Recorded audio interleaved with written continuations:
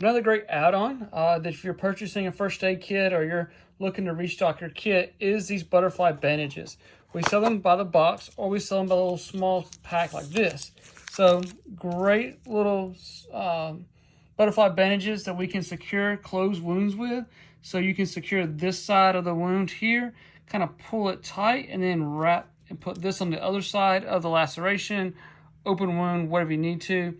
It helps keep it secure. I probably would wrap some other stuff over there on top of it to keep it clean, but this is kind of work on closing that wound up and keeping it secure for us, preventing infection, things like that. You could wrap it with a 5x9 cling, some other items we've shown here on the channel do keep it clean. So if you're restocking a big kit or you want a home supply list, I would do it here.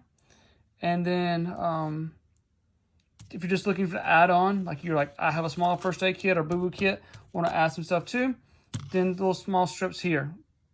Different way, however you want to restock your bags. I'll put a link down below to medicalgearoutfitters.com.